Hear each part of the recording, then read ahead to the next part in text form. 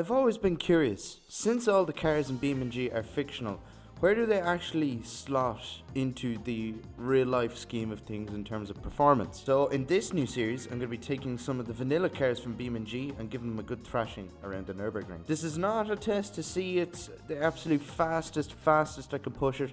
I just want to see ballpark where it slots into relative to cars that we already know in real life. Because even though these cars are all inspired by real life cars, none of them are exact copies, really. If the series garners enough interest, I will do multiple trims of the same car within one video. I'm kind of imagining this car would be in the same market as like a 911 GT3. 911 GT3 RS, I should say. But it's just, I don't think it's going to keep up. It does have all-wheel drive, which is an advantage, but it's a handful.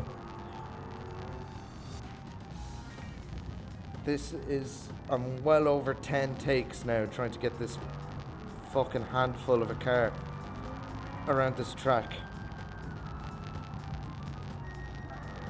Oh, dude, it just does not feel connected to the road at all.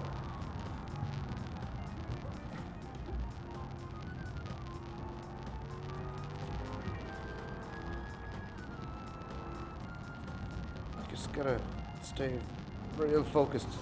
Like, I'm getting pretty pissed off at this car because of how much it'll decide it's going for a wall, and that is just it.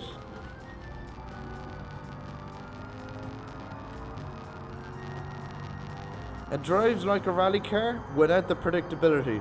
This is one of the re-recorded videos I mentioned in the Barstow Rally video because my old ultra-wide monitor was causing input lag.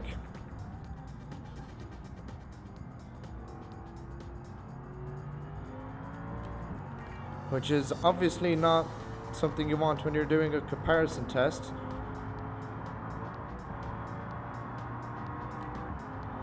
And that was in a Sherry AFCV. That was even more of a handful than this.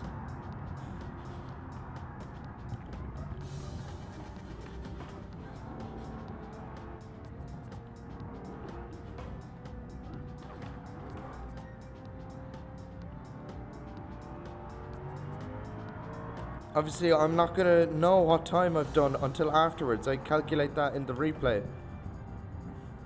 But you'll all see it. This isn't about extracting every single ounce of performance out of the cars. It's to get a ballpark lap time to give a rough estimate on where this car will line up in real life compared to cars we all know. Okay, this is the furthest I've gotten out of all of my takes, so I hope I don't bottle this one. This is the hardest kind of road to keep this car tamed on, because the high speed and lack of mechanical grip will just lead to the car rotating, and there's nothing you can do about it once it starts. Though something I noticed is it does handle the carousel quite well, so not many cars do. This thing just eats it up. Okay, I'm not really going to talk for the next minute or so.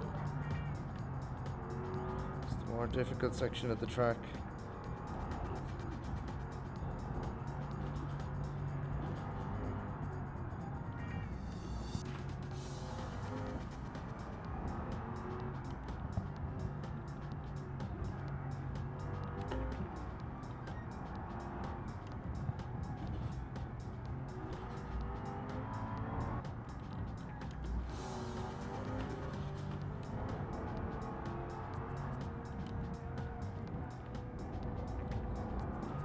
Oh man, I hate this car so much. It wants to kill me. I mean, it's fun, but not when you're trying to do this.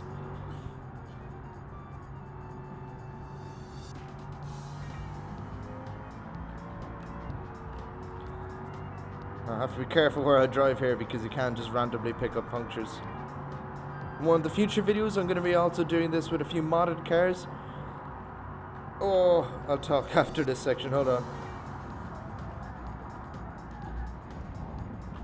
Could be worse.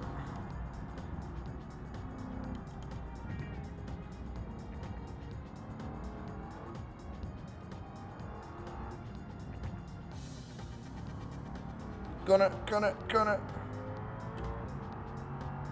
And there we go. Oh, finally a lap. Dude, I don't know how long I've been recording this for. So hopefully in the future I'm going to be doing this same thing with modded vehicles. Because there's a handful of them that are actually very well modeled and I think deserve a shot at this sort of comparison.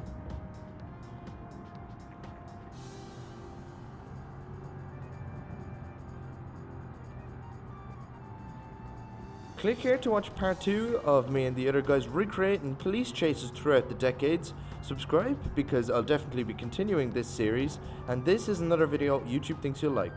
Thanks for watching and I'll see you at the track.